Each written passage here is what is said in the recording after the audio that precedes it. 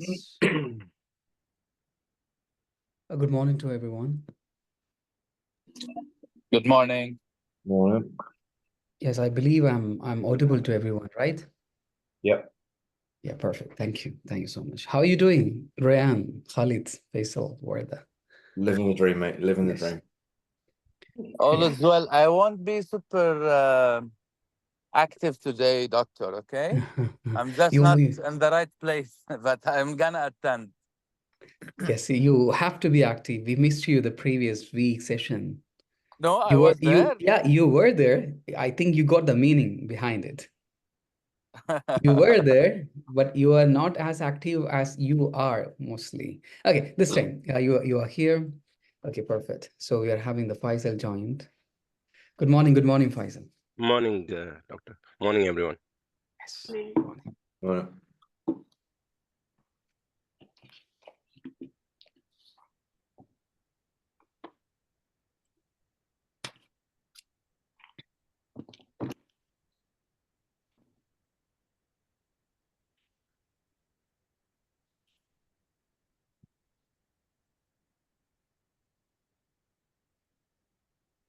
So we need three more people to join, right?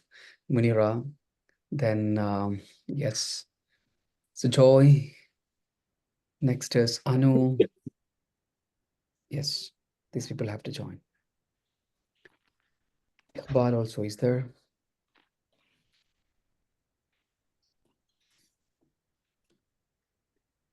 So Warda, how's everything going from your side? Your professional life and your academic life? Alhamdulillah. Busy. Busy, completely busy. This week was extremely busy. Lots of assessments this week. So I spent most of my time assessing staff on competencies. And this is usually a very sensitive topic. Okay. Yes. Great.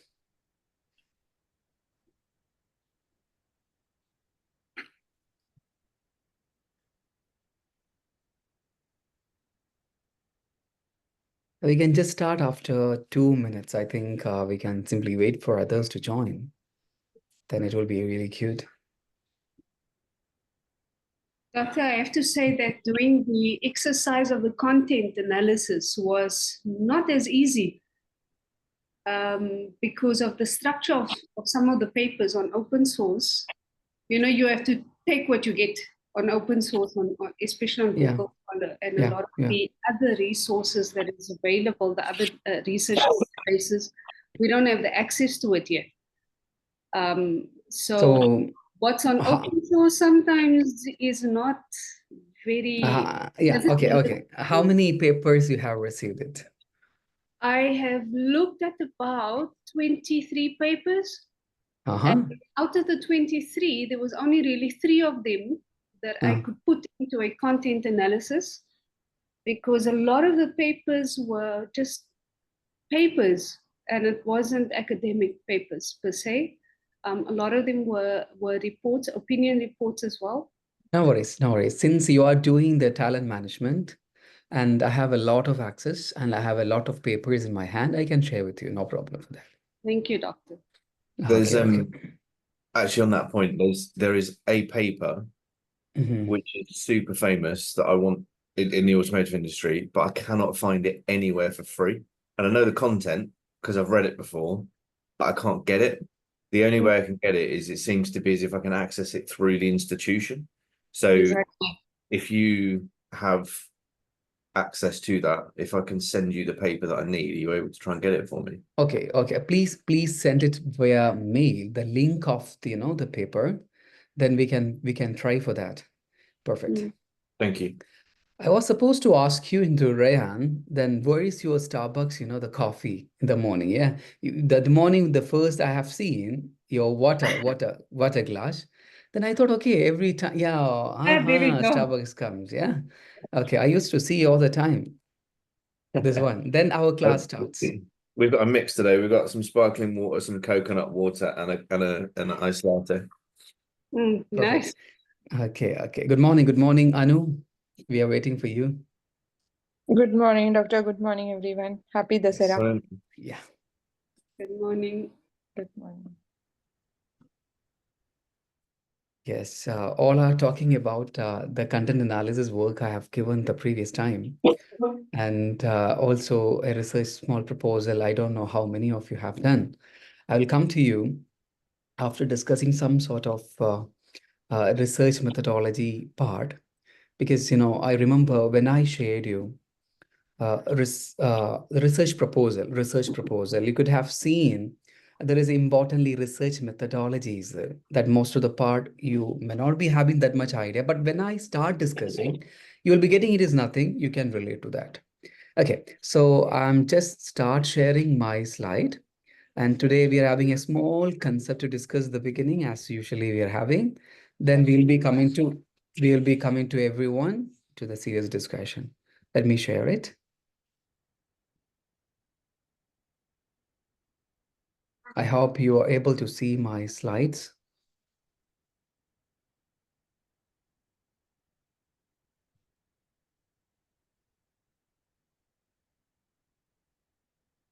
Yes. Munira hasn't joined yet, yeah? Okay. So how many of you heard about, six thinking hats theory? Anyone? Six thinking hats theory. Yes, you heard about it. Yeah. Remembering anyone? Yes, but not able to recollect. But yes, in some trainings I have seen. Yeah, yes. Mostly the training, this concept used to, discuss in the class. And just I want to begin with this concept, a small idea about it. Then we'll be coming to our research methodology content. This six thinking hats technique, mostly as Anu said, it's using the training sessions for the corporates and employees. It's provided, written, and propounded by Edward D. Bono. And this is a parallel thinking process in the group to plan thinking process in a detailed and cohesive way. It's also in doing so to think together more effectively. So I've written the second paragraph. It's all about everyone should go through multiple perspectives. This is an idea behind the six thinking hats. Every participants or every employees have to be encouraged to systematically consider a problem from multiple perspectives. It can also help them to reduce the bias, enhance creativity, balance emotion and logic, and identify the risk and benefit. This is a simple concept. I'm just going to share you a picture of six thinking hats. As we know, there are different approach to that. All employee has to wear this particular hat and the cap and has to think in that particular perspective. If everyone start thinking that particular perspective, there is a lot of problem in the organization can be sorted out. That is that is the a technique with the six thinking hats is providing to us. So you can see here in the different hat, and it's a role also being given here. Hat is all about logic, the facts they are going to acquire. And yellow, the people who wear the yellow cap, which means the yellow hats, they have to be very optimistic and they'll be looking for the value and the benefits of the works. The dark people, the dark in the sense like those who are wearing the dark cat, that dark hat, they'll be going through the difficulty situation, means they'll be looking into what all the probable problems comes to the organizations and all, and what are the dangers, what are the threats related to the organization. Those who are wearing the red hat, it is all about their emotion. They'll be looking into the feelings and intuitions and all. Talking about the green, they will be mostly the creative side of the business and the possibilities and the new ideas and etc. So finally, there's blue, they're all about management, ensuring the rules of the hats are observed. They'll be looking into other hats processes and all, how well it can be effectively introduced in the organization. So again, you can see here, one second. Yeah, I have just simply explained some of the concept. You can have a look on this. I'm simply sharing here. White hat, they're looking into the data and facts. What do we know? What data is available and what information is missing? And talking about red hat, the feelings and emotions. How do we feel about this particular situations in the organization? That's something we are being introduced. What is our intuition telling us? I'm black hat. You can read it. Those people will be focusing on identifying potential problems and risk and drawbacks in the organization. What could go wrong? What are the weakness? What are the threats? And what courses we have to take it out? Yellow is optimism and benefits. We have already discussed about it. What are the benefits available for being involved in this particular activity? What are the positive aspects? Why will it work? And green, creativity and new ideas. Then blue hats, talking about what is the next step, what is our objective, are we following the right process? They're the management side, the people who are thinking in management style. Okay, these are the benefits of 6 thinking hats. Okay, can anybody tell me? I want to see everyone here. Can anybody tell me what is the benefits of these 6 thinking hats in the organization? I believe that you got the concept. In the training activity, we used to provide the different colors of hats. Those who are wearing, they will be thinking that perspective. We'll be also giving a particular problems. So how problems or particular situation or scenario, then the group activity will be carry on the base of this hat, 6 thinking hats. So mostly what is the outcome? What is the benefit of it? Anyone, please. You get a very rounded outcome or opinion of whatever you're trying to do or achieve. Perfect. So the parallel thinking. Yes, please. Especially from a project perspective, when you are dealing in a project team, you need these 6 different hats so that people can look at it from different perspectives and include all of that in the project planning and execution. Absolutely, absolutely. I think Anu also has gone through the project management. So once a project is assigned to the team, they'll be looking at the different 360-degree perspective they are looking into. Then anyone who want to add, Khalid, in your working climate, how the 6 hat thinking process will be useful? Yes.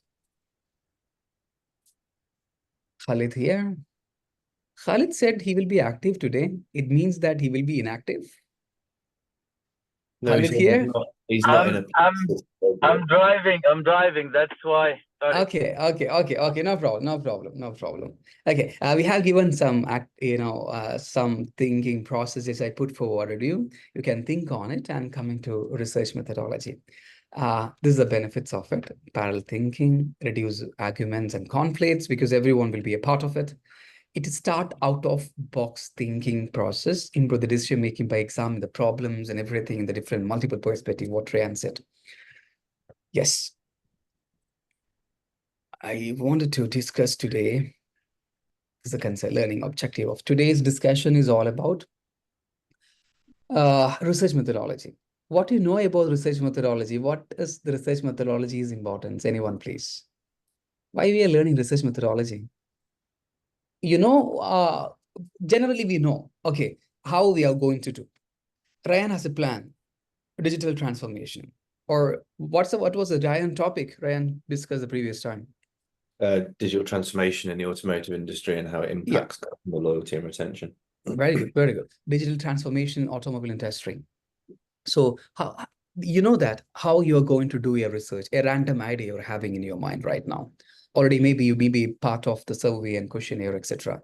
So what is the importance of the systematic research methodology in our research proposal or in our entire dissertation, which means we have to go for a certain process. We have to go through a certain process. Otherwise, sometimes we may be thinking, okay, we can go for a questionnaire collection. We may be thinking about mixed approach in the data collection. Then suddenly we'll be changing that. We have to decide, are we going through detective or inductive approach in the philosophy or approaches? Are we going through interpretivism, positivism, and objectivism, subjectivism? There are a number of concepts in the research methodology. We are following one of the important person who propounded a research onion, Saunders et al. 2006 or 2009. We are following that methodology because it is providing overall view about our dissertation. I want to see there will be certain concept. I'm just giving you all these things for your further reading. I don't want to complicate it. There are certain words: ontology, epistemology, axiology, and critical realism, pragmatism, the certain things which is not that much important for you, I will not discuss in detail. I understand sometimes it may be giving you more complexity for your dissertation, for your understanding, but we are just simply discussing on what is a major idea, how these things can be incorporated into your research work. These areas I'm going to discuss. Okay, I believe you can see this is a research onion. We don't see your presentation, Doctor. Oh my God. No, You're not able to see. We can see. I was able to see. Okay, anyways, maybe others are not. Oh, you're able to see, right? Yeah. What about right now? Yeah, it's fine. So have you seen my previous PPT, like the 6 hats thinking approaches? Yeah, okay, perfect. Okay, you have seen. So Sujoy joined. Who is the admin here? The one who joined as an admin is it Sujoy or Munira? It's always me. I'm always admin. Hi, good morning, everyone. Yes. Good morning. Yes, perfect. So this one, we must be having a very clear idea in which way we are going to do our research. I'm just giving you certain part to individually here. You just do a simple research. I will come to my point, what exactly all these things. So firstly, the first one, research philosophy. Are you able to see this research philosophy here? So Varda, have a look on this research philosophy. In the research philosophy, you can see this layer. See, positivism, critical realism, interpretivism, postmodernism, and pragmatism. Okay, try to understand what is these things: positivism, critical realism, and interpretivism. These 5 important research philosophy elements. Understand it. When the time comes, if you got the idea, you can explain it. Otherwise, I will explain it. No problem. Make a time to spend some 5 to 7 minutes to read out, collect maximum information, try to understand. I'm coming to the next one. Research approach. Deduction and induction. Abduction, okay, yeah, that also you can just refer it. We are not mostly following the abduction. Deduction and induction. Anu, have a look on this, Anu. What is deduction and inductive method of approaches to the research methodology? Then, when Varda is explaining the concept under the research philosophy, Varda just give importance for the positivism. Yeah, Varda, are you hearing? Positivism and interpretivism. We can also give some emphasis on the pragmatism. Postmodernism and critical realism is not that much important at this stage for your research work, but you can give explanation for everything, but at the same time, give importance for the positivism and pragmatism. Perfect. So approaches to the theory development, Anu is going to discuss about detection and induction. Okay, deduction and induction. Coming to strategy. Who can just explain the strategy? Experiment, survey, case study, ethnography is not coming important, action research, grounded theory, narrative inquiry. Someone who can discuss most important strategy which we are applying, that we also call research design. Strategy, we are also calling as a research design. So anyone who can simply explain about what is research design, what all the things comes under, and it can be the case study, experiment, survey, what kind of survey, anyone can explain it? Yes, I believe Rayan can give some insight to this. No? Annie? Yeah, strategies. Yeah, one day you have presented a small case study about one of the company. Similar to that, what kind of strategies are there in the research methodologies? Just search out. I will be supporting to everyone. Okay, then time horizon. Who is going to do that? I believe, yes, Faisal. Faisal, have a simple search about. We are having cross-sectional and longitudinal, 2 things, somewhat very simple. Okay, try to understand what is the time horizon. Then finally, we are having the techniques. Techniques going to be, Khalid is driving. So he is not able to do that. So I'll be sharing what is the techniques and procedures under this. I'll be discussing about it. Yes, unfortunately, still driving, but I'm hearing everything you're saying, guys. No, okay, no problem. No problem. I will be doing that. Use the phone much, Okay. Drive safely, okay? Just a question here. Thank you. Yes, Sujoy. So when we do our paper, are we supposed to go from the outer layer into the inner layer? Is that how we should structure our work, or is it individual elements that we can choose? Individual elements, particularly. For example, everyone must be having the research methodology, all outer layer. What is our research philosophy? What is our research approach? What is our methodological choice? This one no one has taken, yeah? So Joy, can you talk about methodological choice then? Very simple one. If you are free, otherwise, no problem. I think you are look, I mean, your children.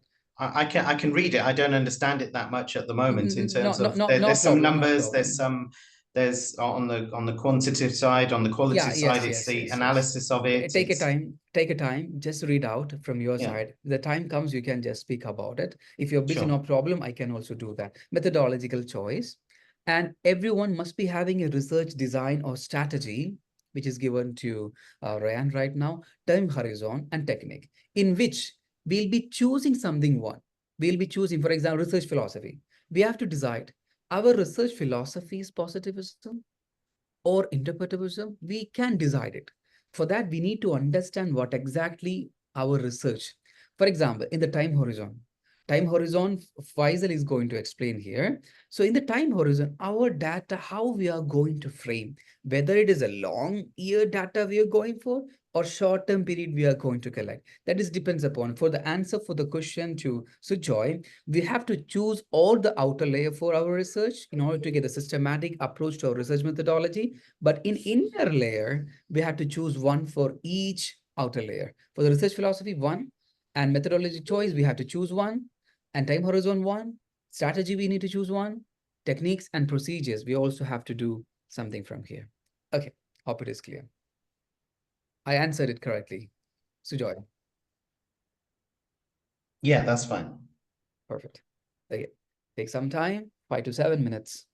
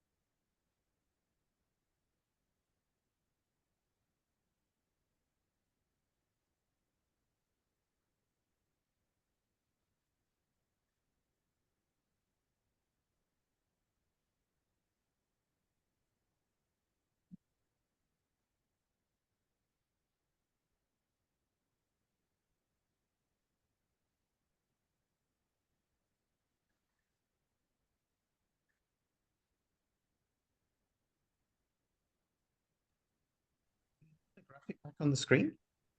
Is there any way to see that? You're muted. No, yeah. I'm gonna share it. I'm gonna share. I want to take just a second.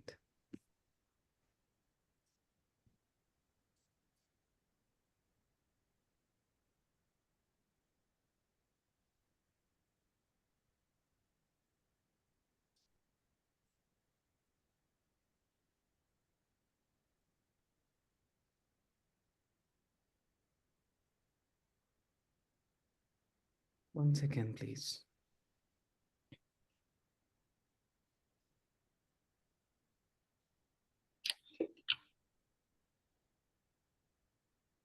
Okay.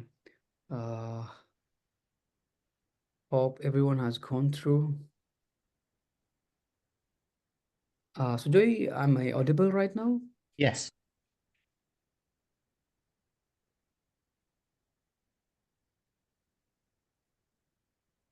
The way I was thinking about this, I was looking at this quantitative, qualitative in the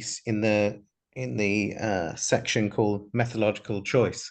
Yeah. And in certain aspects, there may be some quantitative, which may be a few, but maybe more qualitative. So I guess I can choose between having one quantitative in the mono method and maybe some multi-method qualitative. Is that something I could do? Mm-hmm. Because I think I will explain. No. For the present presentation, you have to just talk simply about what is a quantitative, what is a qualitative method, and what is mixed method symbol. That's only. So sorry, what do you need us to do right now? You just have to explain what is quantitative method, right, and qualitative method, and what is a mixed method. That's only you need to just search right now. Okay. Other things may be confused, mono, multi-method, complex, and etc. will be confused to everyone while we are presenting. So just have a look on this. What is quantitative? What is qualitative method? And what is a mixed method? Okay, Hop. It is Vardha, are you ready to explain? Or you need 2 or 3 minutes more? I'm ready.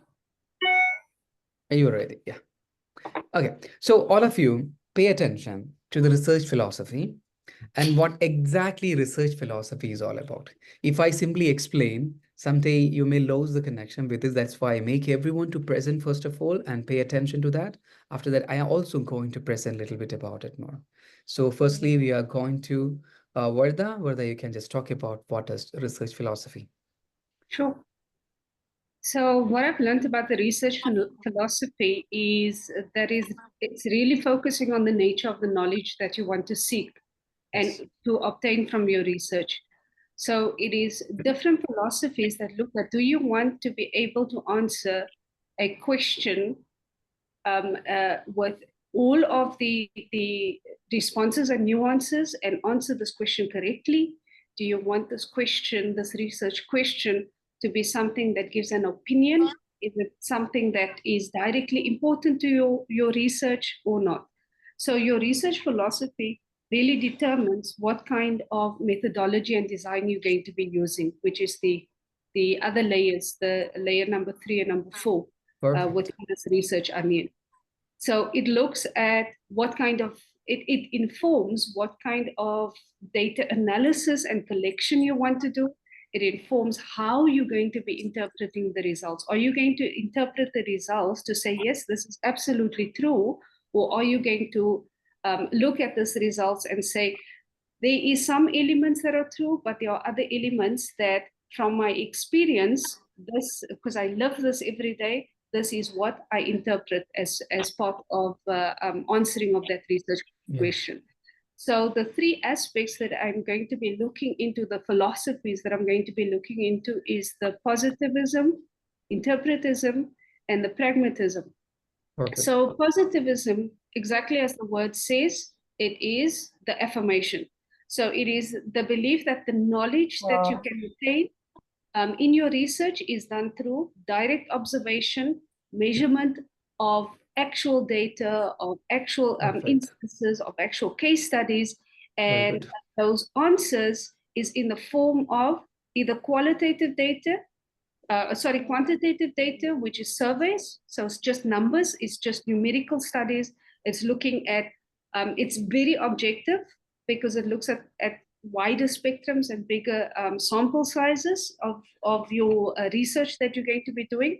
But it's also based on generalizations that you make across those sample sizes. However, with positivism, it also has the ability to be replicated. So there's a big portion of what they call replicability, which means that if this survey was conducted with another sample size that is a little bit different, that is in a different industry, we expect to see the same results. So that is what positivism is all about. Interpretism is a little bit different. So just a second, Varda. So I believe the positivism under the research philosophy, the thing is clear to everyone. Positivism simply we assumes that reality is objective and which can be observed. The certain word what has used is a measurement. We can measure it. Yes. Okay, these are the important things. Positivism simple meaning is that the certain objectives are there. It is a reality is objective. We can measure it. We wanted to measure it particularly. So we will be also explaining after that. Okay. Now the second part or second elements of research philosophy is interpretivism. Okay. Positivism is all about objective. Interpretivism, she's going to explain the subjective. Okay. Now, please. And subjective means that this kind of research design that is being utilized here is more qualitative measurements. These are things, interviews, observations, and contextual analysis. Someone has to mute. I have to mute, or I think it will be good. Doctor, you've just muted yourself. I think it was someone else that also just needs to be muted. Duck, you're on mute. Okay, Varda, you can present right now. I'm also muting, so everyone can also mute. Any question comes, everyone can ask after unmuting it. Perfect. So interpretivism, it's a long word, very tongue twister, is, as we've mentioned, is very subjective, and it is based on the experience, not just of the researcher, but also the experience of the sample that is going to be, where data is going to be collected. Data collection is predominantly done through interviews, observation, and contextual analysis. And the aim of this kind of research philosophy is to understand the meaning and interpret what meaning people prescribe to these kinds of aspects or themes that is going to be discovered from the research question. And then the final one is pragmatism, which is a combination really of the two, the positivism as well as the interpretivism. This is usually a more of a holistic approach. It's a mixed approach. It looks at, it's a practical and flexible approach because it focuses on the usefulness and applicability also of this research. So different perspectives come from different areas of the study, and it's both qualitative as well as quantitative. So that's why it is considered as a mixed approach. But it requires also for the researcher to be a little more, to have a mindset of problem solving, because it is not just looking at the research as a whole and being holistic, but it also looks at how the research comprehends or understands the responses that is received from the data analysis, and then formulating that responses to either answer the research question or provide insights onto the research question, or to provide for future research that needs to be conducted to look at that particular research area. Very good, very good. So that's what Perfect. Yes, perfectly explained. So once again, under the research philosophy, just connect with our research philosophy, and already Vada has explained here. Positivism, one of the important. This is purely objective one. And the second one is interpretivism. Interpretivism, the word itself is explained. That is interpretive interpreting the data or interpreting the observations or personal experience of our individuals. And this is subjective. And finally, pragmatism is all about, we believe in the choice of philosophy that depends upon the research questions. It's a mixed approach almost. So we can also decide which one is our research philosophy. Any confusion comes, we can also discuss later, no worries on it. Okay, I think Munira has joined. Good morning, Munira.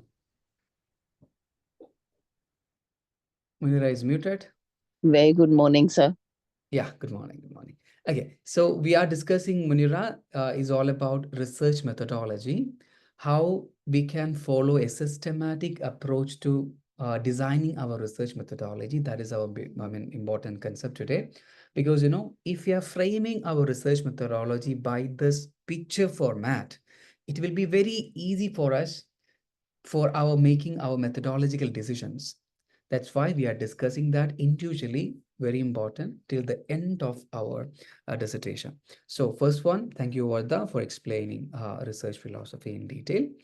Okay, so second one is methodological choice. So Joy, are you free? Can you talk about, so Joy is not here. No, so Joy here. Can you talk about what is quantitative and qualitative and mixed method of Yeah, I was trying to apply this to my topic, and I guess it depends on the kind of research that has already been conducted and what you can conduct yourself in order to answer your specific question. I think in terms of mono, all I can talk about here is on a very high level. On the mono methods, the qualitative and quantitative, is if there's only one way of doing it. There's only one real question. There's one real set of evidence here, either on the number side or on the interviews and the questionnaire side, etc. But on the multi-use and the mixed methods, it's either there's more than one, or you choose one mono and one multi. That's all I'm really getting from this. And I guess when I'm trying to interpret this in terms of my question, what I'm finding so far is that there's not many qualitative surveys or things like that. There's not many numbers. So I'm sort of hedging towards, okay, there may be some more qualitative, there may be some mixed, or maybe a mono, etc. So I'm trying to interpret this more in terms of how I'm going to put this together. But in terms of qualitative and quantitative methods, it's reasonably binary in terms of it's either using numbers-based evidence, or you're using words-based or survey-based or interview-based evidence. And I guess it all depends on whether these are available or whether you need to create them or not. Very good. Very good. Very good, Sujoy. So I'm just concluding with what is a quantitative and qualitative. Quantitative is all about, we are focusing on quantifying data. Quantifying data, we may use in the statistical methods to identify the pattern, relationship between the variables or the trends. We aims to measure our variables, and we also will be testing the hypothesis in a structured way under this quantitative research. Quantitative research is all about, we are quantifying the data we have received through the various ways. It may be from our respondents, or it may be from our statistical data is already available with the company. If we are quantifying the data, if we are trying to convert the data into the quantifiable ways, then we can say there's a quantitative research we are doing. Under the methodological choice, we are telling the first one is quantitative. And the second one is all about qualitative. Qualitative means is more related to subjective way. Yeah, more related to subjective. Someone is following interpretivism in the research philosophy, they will be mostly looking for qualitative data analysis. Say, example, that we wanted to understand the human experiences or the behavior. Doctor, I just wanna ask you about something, because I believe it's very much related, depending on the topic as well. Yeah. Yes. Finding the information is depending on the topic. There are some topics that you will never be able to find a proper quantitative, let's say, research on it, so far what I'm finding with my topic, it's mixed. Yes, However, perfect. the qualitative one, I think it will be more effective in my topic. So I believe it's all related to the topic, or I'm being mistaken here. Yeah. Yes, you said correct. It depends upon the topic that we have chosen, no doubt. As you mentioned, sometimes the data we want to collect from the people in your industry, in your area of your subject may be difficult. So you can go for a quality data analysis. But mostly we can do the quantitative data analysis, no worries about it, because we are collecting the data from the people and we are converting into the quantifiable ways. That's also possible because we are trying to analyze the relationship and pattern and trends. But in the case of qualitative, it's purely we are trying to understand the experiences and the behavior that the pattern is going on. We are trying to seek the meaning, perspective, and motivation behind, etc.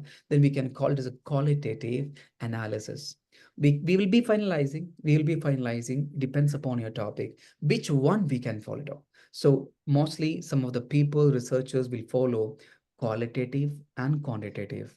Both we call it as a mixed method, as Sujoy mentioned here. So coming to the third one, strategies, research strategies. Yes, who is going to present that? Yes, Ryan. Yeah. All right. So effectively, this is how you're going to get to your end goal within a paper. So to break them down, they're kind of all encompassing. So experiment is quite literally what it says. You're messing about with the variables or manipulating the variables to come to an outcome. So you're looking at cause and effect of change.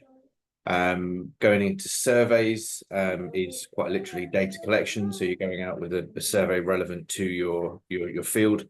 You're then gathering data and looking for specific characteristics or behaviors based upon whatever you're researching. Archival research is historic. So you're looking at things that have happened in the past to see whether or not there's relevance to your current study. Case study is where you're actually doing a real world experiment. So you're actually there going through a single case or multiple cases, but you're doing it in a real world context for cause and effect on what you're actually researching at that point in time.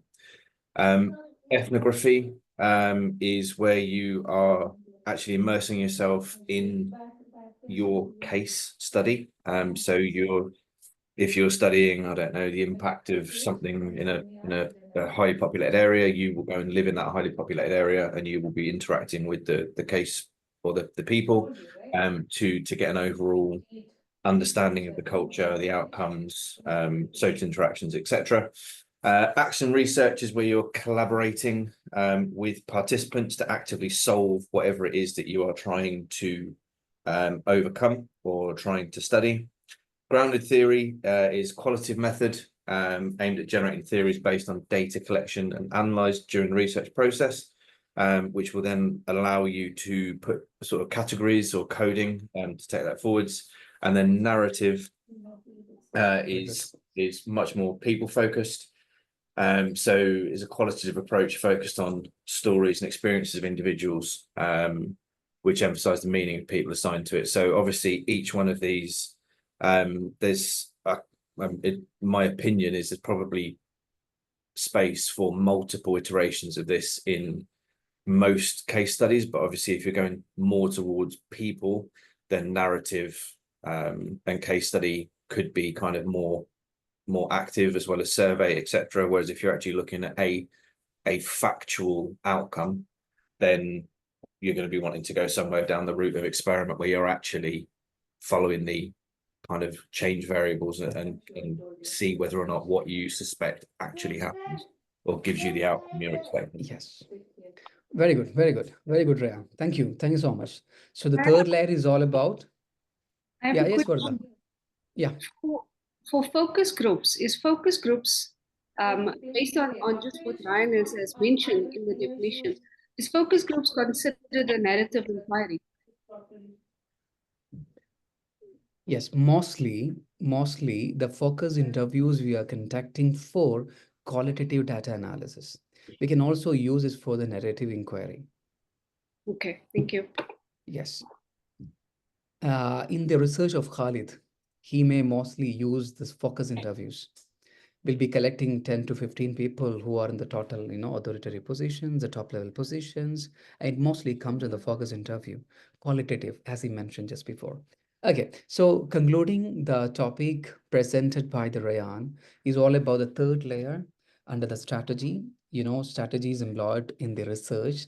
Starting from the experiment, as we know, is always controlled testing to establish the cause and effect relationship between the two variables mostly. And the survey as we collecting the data from the questionnaire through the format of the questionnaire or the interviews for the quantitative analysis particularly for the quantitative analysis particularly. Case study, there is the in-depth exploration of the data, social, etc. And talking about ethnography, as you mentioned, like somebody studying about the culture, social interactions within the particular natural setting ups, then we can say this is all about ethnography, ethnicity.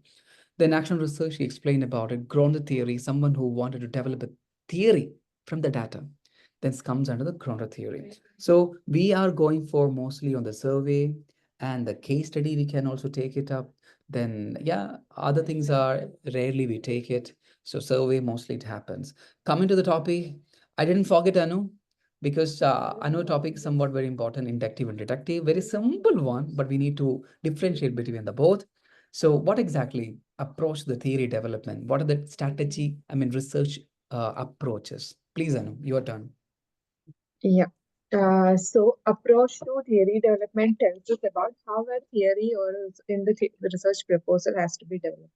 So today we are talking about deduction and abduction, deduction and induction and abduction. So a deduction approach to theory development actually focuses on deriving specific hypothesis from an existing general principle or theory. So it has got a structured way, and how we have to apply this method in our research proposal, there is a structured way. So first step, as the explanation tells, it is to identify a general theory. So start with an established theory first, which is relevant to the field which we are doing the research. And this will serve as the foundation of your hypothesis. So first is to identify a general theory. Then the second step is to clarify the core assumptions. So analyze the core assumptions of that general theory. You have to go through the theory completely and identify the core assumptions and how it implies to the specific situations or context actually. Then we have to, the third step is to derive the specific hypothesis. So using the general theory we have selected and its assumptions, we have to formulate a general specified or testable hypothesis. So, and we have to ensure at the same time that the hypothesis that we develop logically follows the theory. I hope everyone is understanding. If you have any doubts or anything, just raise so we can explain it in a better way. We are not seeing your, have you shared anything here? No, right? No. Okay, no problem. I just wrote in paper. Perfect. Okay, Anu, thank you so much by giving a detailed explanation about the deductive and abduction and induction. So, want to give a simple idea what exactly the deduction. Deduction means testing a theory or testing a hypothesis that we are creating for our research hypothesis through our analysis, through our data collection. Deductive, we are not making any theory. Things, we are not generalizing, we are not framing any theory. But in the inductive, we are framing some theory. I believe nobody is going with making a new theory. For example, just before we have example about six thinking hats, yeah? That is a theory developed by someone. So we are not going to develop a new theory. We are not going for an inductive approach. We are going for a deductive approach in which existing literatures and theories we are using, then that theories we are trying to develop through our data collection and analysis. That is called deduction and induction. Anything you want to add? No, that's it. You explained, I think. So in induction, we are actually gathering observations, identify the patterns and trends, and then developing a preliminary theory and then going that. On the other side, we are deduction, we are using an existing theory and finding out the facts. That's it. Perfect. Very good. So I believe everyone understand deductive is all about we are testing a theory, available theories and practices through our data collections. One of the example I can put forward. Yes, Anu wanted to do on the employee resistance for a research work. employee resistant related to digital transformation, I believe, digitalization. So in the employee resistance, she's taking a number of theories available in the market, available in the, in the research areas. Then she's checking out with her data she have received from her respondents, whether the theories are best fit for her or not. But in the inductive, without referring any theory, she is developing a new theory. After that, after her completion of her research, we will be telling like, okay, this particular theory is known as Anu's theory of employee resistance. She developed it. We are not doing that at this moment. Perfect. Now, finally, Faisal, you can talk about time horizon. Okay. The time horizon, depending on time horizon, there are two types of research, namely longitudinal research and cross-sectional research. So the cross-sectional research is basically, it's a time bound that you want to conduct a research on, specific period. So that is, a cross-sectional research. So basically, what you do is you will have the information which you will cross section it. I mean, you will break it down into you will take a sample from the whole group, a small sample, and then you can conduct your research on that. So that is called cross sectional research. I'll give you an example on that.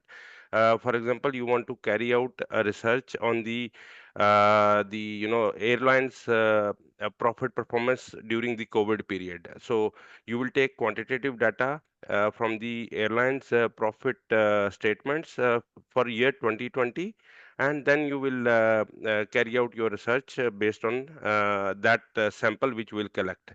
So in cross-section research, there are no new samples are added, and it is only time bound. So this is what is cross-section research. Whereas in contrast, longitudinal research, it is basically to study the change in phenomena, change in attitude, change in behavior for over the period of time.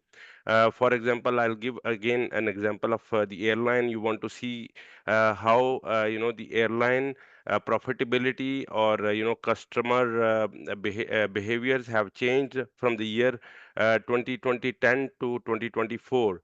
So Yeah. there you will have in this longitudinal research, you can have you can repeat the samples, and you can have the multiple research on the same samples. Okay, you can carry out, and then you will study, this is called longitudinal research. So I hope, doctor, in this small time, I hope I could explain well. Maybe you can put more light on it. You perfectly answered. I don't want Yeah, to explain much because yeah. you have perfectly cleared this concept, Right. cross-sectional and longitudinal. Someone wants to take the data. It's a single point of time, the particular time period. Okay, for example, only 5 years, you are going to the data from the 2024, okay, 23, 22, 21, and 20.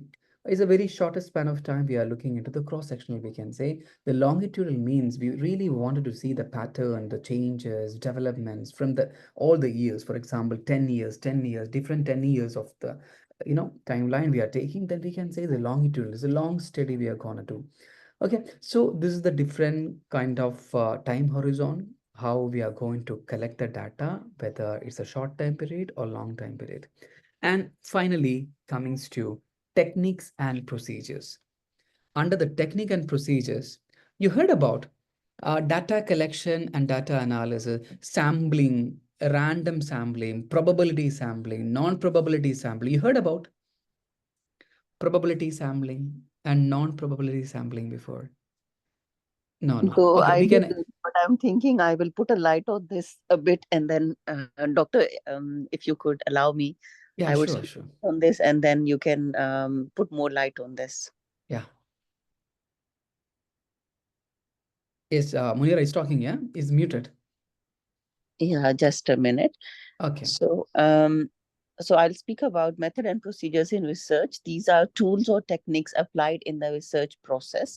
Procedures. So it is a way which is put forward, the tools and techniques together in sequence or combination to achieve certain objective.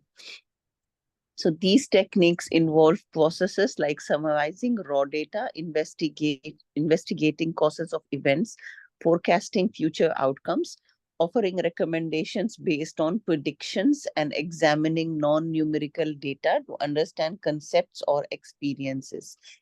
I think usually in this, it will tell the reader how the data were collected, and they will clearly show the order in which things occurred, uh, and the samples as well. Like, so what was a step-by-step instruction methodology to perform experiments or test. And then, so basically, doctor was saying qualitative research uses several, I mean, it's used different techniques, including interviews, focus on groups, and observation. Again, interviews may be unstructured, with open-minded questions on topics, and the interview adapts to the responses. Basically, structure interviews have a different kind of approach where there are many different questions with different participants to be asked on every level. This is what I think.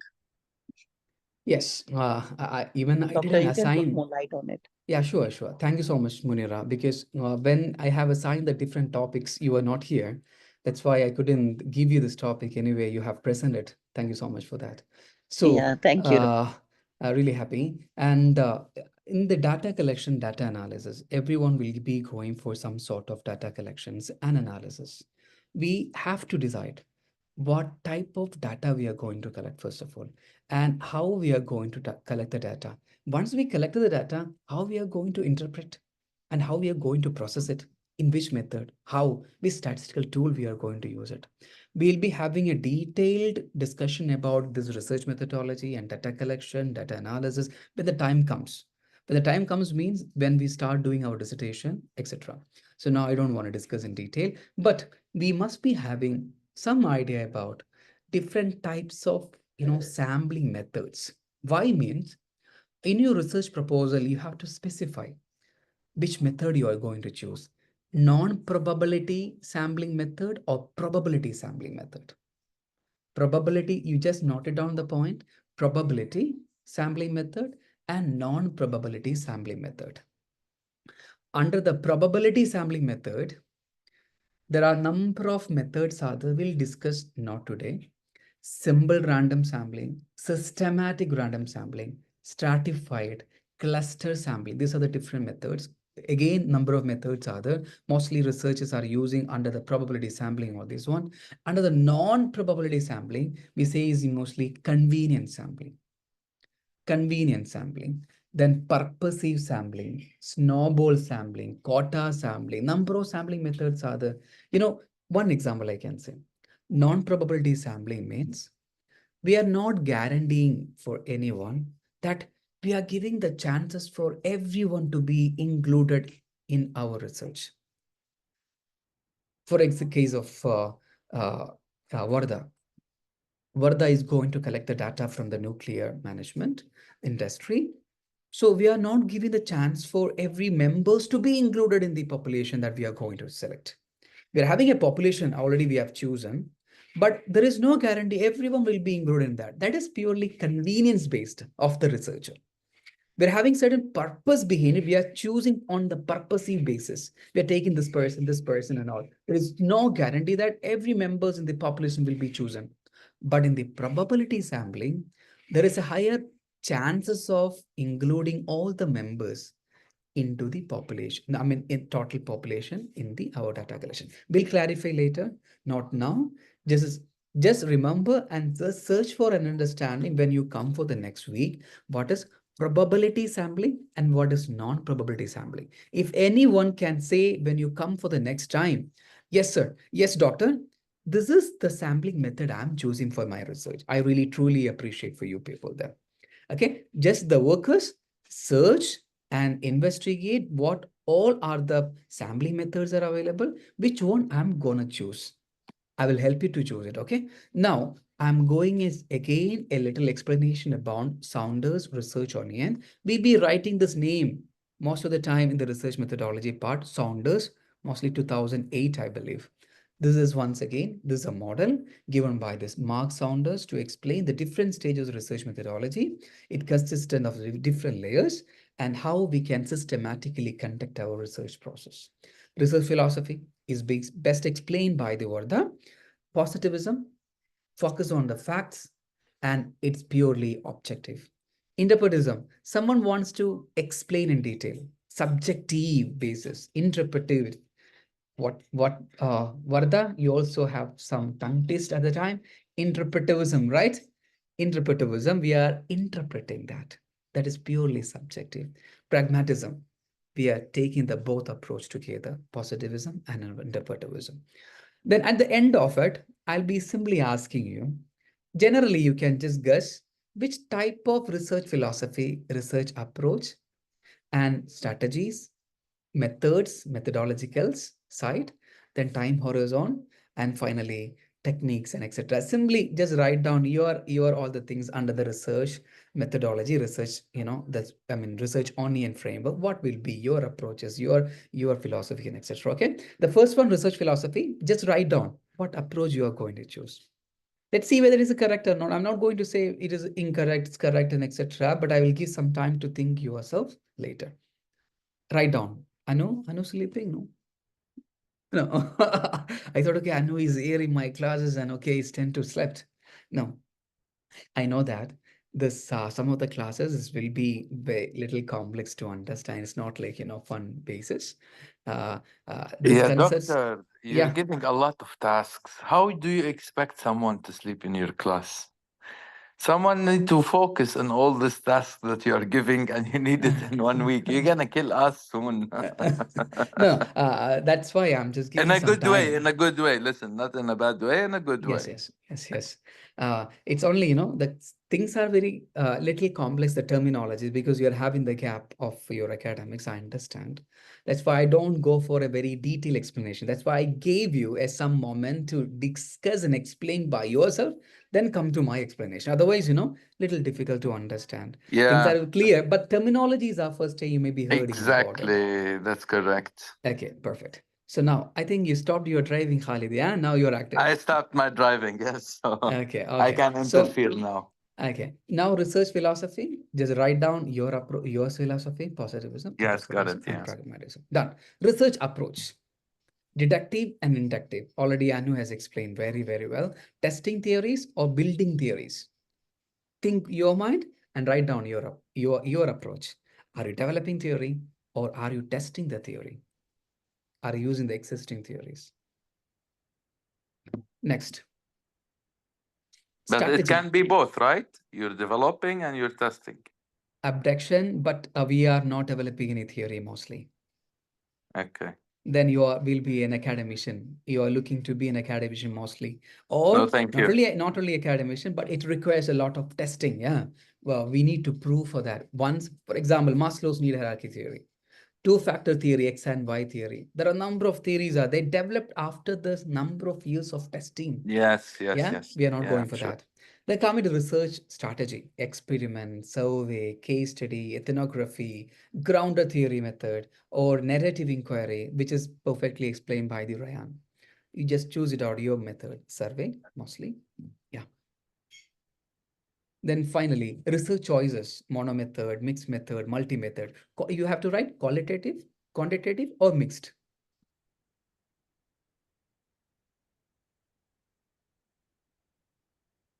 I hope you have written. Then time horizon, cross-sectional and longitudinal.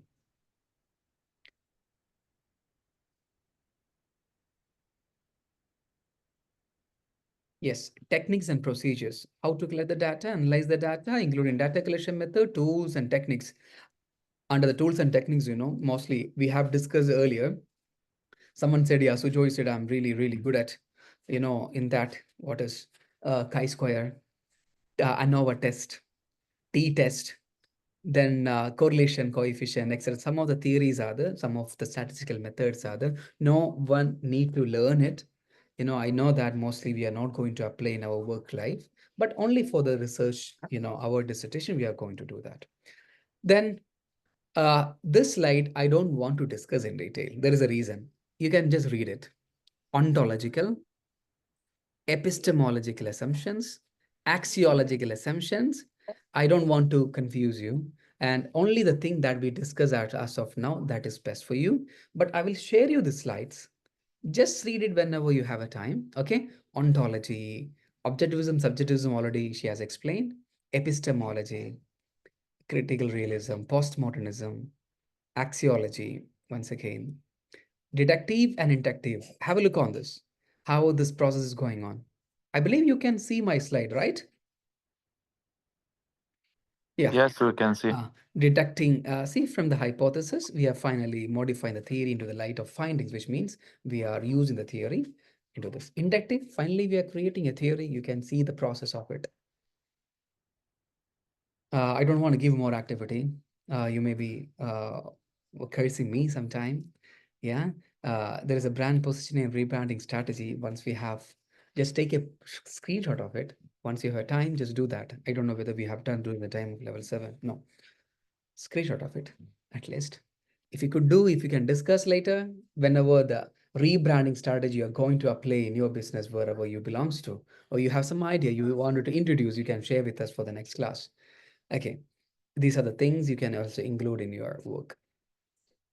Okay, these are the topic I want to discuss, including there is a work of a student. I believe I'm just stopping the share. Doctor, I have a question. Yeah, please ask me the question. Hypothesis versus research question. When Sorry? do you know? When you get hypothesis, you can either develop a hypothesis or you can have a research question. When do you know which one is the most applicable to your study? I didn't get your question exactly. You either develop an hypothesis where you prove and you test your hypothesis, or you have a research question and you answer that research question. And you don't prove or disprove anything. How do you know what is the most appropriate methodology to use for your research? Okay, you are talking like research questions are there and hypotheses are there, research hypotheses are there. So which one we are trying to prove? Which one is the most, how do you know which one to choose? Okay. No, mostly we'll be having we must be having research questions. Then only we can start working on it. On the basis of research questions, mostly we develop hypothesis. That hypothesis we are testing in our data analysis.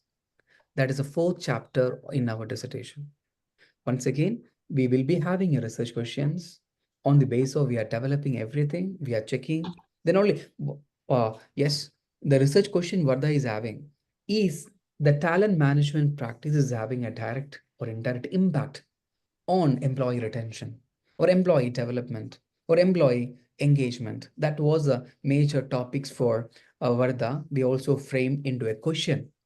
Okay, is there any, I'm asking, is there any relationship between talent management practices and all these variables? Then on the base of the research question, we are going to develop a hypothesis. Our hypothesis can be, we are creating 2 hypotheses, alternative hypothesis and null hypothesis. Don't confuse, okay? We'll be discussing later. Null hypothesis means we are telling there is no relationship between talent management and employee retention. That is null hypothesis.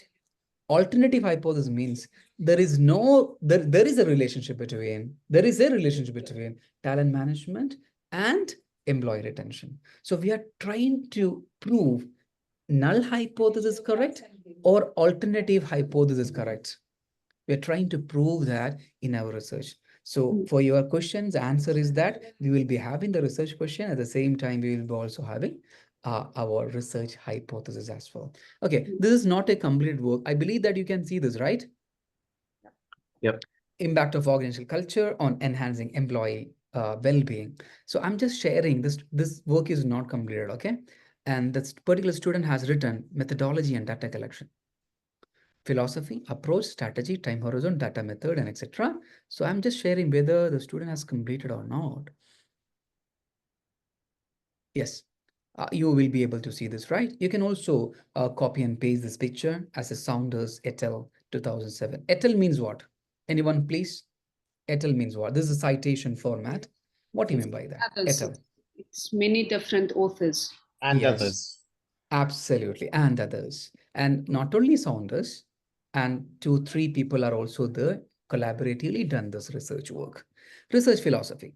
The particular students want to looking into the interpretivism approach. I have changed it, okay, later. This is not an interpretivism approach. So if you are choosing interpretivism approach, you need to explain why you are choosing interpretivism approach. The particular student has explained it.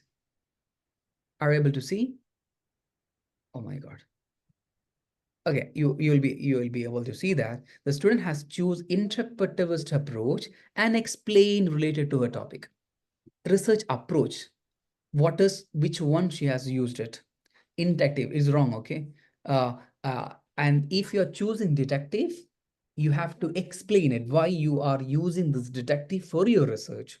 Because you can say, for example, in the case of Anu, I'm giving an example, or in the case of Munira choosing something in insurance sector. She's looking into the employee well-being in the insurance sector on certain parameters. So she is taking some existing theory. She's explaining research approach, okay? Like this. Choosing detective approach, and researcher is trying to prove the theories are best fit for her research. And why choosing detective? Because theories are important. We want to choose for my study, and we'll be checking the theories are best observed through my data collection and analysis. That's only we need to explain. Research strategy, which one the student has used. Mixed method. So Joy has explained here, both quantitative and qualitative. The reason of both quantitative and qualitative, it has been explained here. The reason is she wanted to explain the subjectively. She also wanted to look into the objective analysis because she is having the data collected from the respondents. She wanted to do quantitative data analysis. The same time, there are a number of, other analysis, other data, other in terms of literatures and all. She also wanted to explain in detail. That's why the particular student has used mixed method. You have an option. You can only choose quantitative. You can only choose qualitative. You can also use both. The student have used the data from published sources, journals, and articles, and etc. That's why student have choose mixed method. Time horizon. The student has used the cross-sectional study and data collection method, in which something more the student has to write down sampling methods, data collection method. Something more is the student has it written. It's not a finalized one. Ethical consideration. We need to write it. What is in ethical consideration? I believe right now. Oh, I sorry, believe just right now. Yeah. Yes. I'm pretty sure that Wada is going to have the most hoops to jump through in terms of the ethical consideration, given where she works. But I've spoken to my company, and they're very, very happy to support, but it's got to go through a number of layers to enable me to talk to the people about the subject in the way that I want to. So I kind of need to start that now. Is there any best practice for that communication, or is what the company has said is if you can put your research proposal, what you want to do, what the intended outcome is, so that we can start working it through the business? Have you got any other suggestions or best practices on that, or just literally put an email into the world and hope for the best?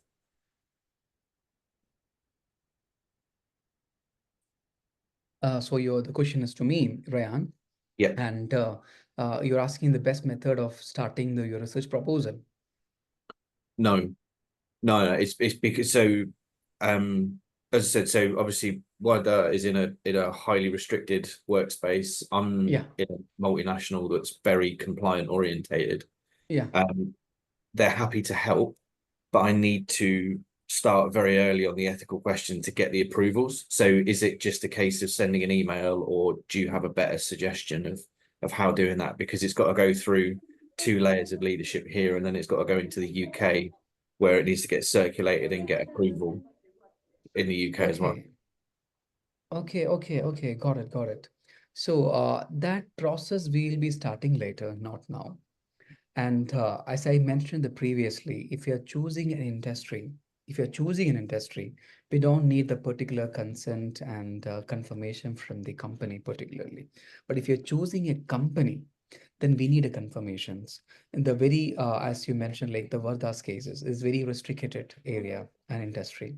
So we need to know its possibilities, like the data collections and anyway, your topic is finalized, talent management and other things, variables is fine. So you just start looking into the possibility of the getting the data once we start the procedure of the research proposal. So the best way of starting your process is like need to know how well we can collect the data, how well we can collect the data. That's very important. Meanwhile, you can also look into, for example, it's very difficult to get the data from the company and the industry that you have chosen. We need to change the industry. We need to change the industry because data is very important. So now you don't need to be worry much on this. Once you know, do you framed your title, once you framed your structure, you can have in between a thought, discussion with your management. I'm doing this. But I'm doing doctor, this MBA I program. have a Yeah, question here on proving the sources of information. yeah. So you're basically saying if we're not approaching a specific company, we don't need their approval or we don't need their permission to use their information or data. Yeah. However, okay, collecting this data, you need to have an interviews with some people who work in companies. Yes. Okay, here is my question. How do you want this kind of research to be proven? Because there is no permission from a company or nothing like this. It's an individual interview with individual people who work in the industry. So how do you want us to prove this source of information? Because it's based on an interview with an individual person. Brilliant question. Yes, see, you wanted to know that how you wanted to, prove like this, whether you have done the work, you collect the data Exactly. from this. Yeah, no, it's Exactly. have you read this one? Yeah, the ethical. Yes. Research ethics means I No, trust you first of all. No, no, I want no. to continue. Okay. University trust on your work and trust in that the ethical considerations in that point of view. But you didn't get what I meant. This is not what I meant, doctor. What I meant is if Yeah, I'm having an individual interview yeah. of a managing director in Mhm, Amar, mhm. let's say development department, and I gather some information from him, Yeah. am I obliged to mention his name, mention his No, position, no, no, mention no, that's no. that's my question. It's not This is about, this you is know? anonymity. Anonymity. We don't need to Yeah. reveal the name and the particular company. You are Okay. going to mention that UAE real estate industry. You Got have you. chosen the leading companies. That's only you need to mention because Yeah, yeah. it comes if This was my once main you question. start mentioning, if you start mentioning, you need to get the approval directly from the management and the mostly the company will be against of it. For example, someone is telling real estate industry is not going well. For example, okay, imagine or Yes. something they are mentioning about drawbacks. You are Yes. going to reveal it through the public. It's very, very difficult for them. It's not like you're not going to share the details about the company. You're not going to share any other things into the public. Yes, yes, yes, That's yes, yes. only I about got it. you. Okay, Okay. clear So enough. this is the picture, and you have to understand. You need to write it. Just spend 2 weeks time.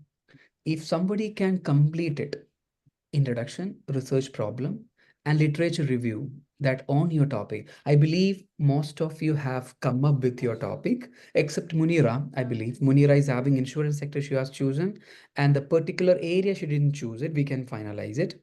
And you have to start writing at least some of the things in your research proposal. Start it. Start it. I'm not telling to complete it. Minimum 20 to 25%, just finish it. But now you are in a position to complete this area: research philosophy, approach, research strategy, time horizon. So when you come for the next week, you must be having your own research methodology, research onion structure. Will you do that? At least write down philosophy. This is my philosophy. Approach. This is approach. Why I have chosen this particular approach? Why I have chosen this strategy? The reason you just write down in your language, so that Sure. similarity will not be there. Any question? No, it's okay. I'll start. Okay. So this is the area I want to share with you, and just start writing your research proposal. But mainly this methodology, you have to finish it out. Then I'll be discussing the next week, the continuation of this research methodology in terms of probability, non-probability, how we are going to the data collections, analysis, which software we are going to use, which is Doctor, essential for our research proposal. Yeah. this is a question, it's not related a lot. It's about related to time management. Would you be able to provide us with a table stating for each task what's the time frame? The reason I'm telling you this is to arrange our timing. You know, we're all working, so it's very important to understand when we have to put a lot of efforts, when we can save time in here. So that will help us a lot. If there is this kind of tables that would give us an indication on the time frame for each task, that will be much better. Let me prepare it. I believe Vardha has asked me the previous session about the timeline. I inquired from the academic administration. We were waiting to get that Moodle account. Actually, in the account only we'll be getting the exact deadline. But you are asking me approximate timeline that I will prepare and send you, because already I prepared for the previous batch. They have followed that particular deadline. I can share with you that. That would be perfect. Yeah. But this one I told you, not the completed research proposal. Yes. I Not got a you. complete. Just starting the beginning, only to into the track, into the research. That's only I wanted it from your side. Yes, Munir, I want to ask you something. Ask me something. Yeah. Munira. Okay, can everyone just tell me, Ryan topic is digital transformation in the automobile industry, after sales services and all, I remember. And the Faisal is supply chain management. And Anu is a digital transformation, digitalization is impact the employee resistancy. And Vardha is same as talent management. So Joy, I forgot your topic, so Joy.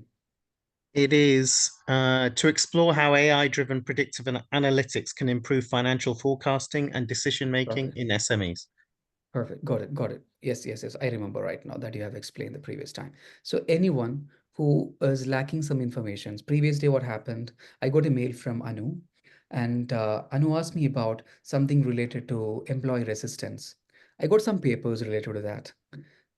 I will be explaining later. It's time to start another session for me, 10:30. If anybody is trying to get the data, but you are failing to get it, I can help you to get some of the information for your cases.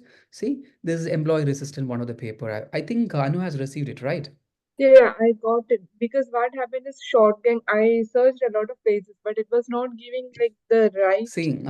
Okay. See, just try to get the data or information. When you are typing, just write down scale developed, because you can adopt the questionnaire even if you feel the questionnaire is matching with my industry.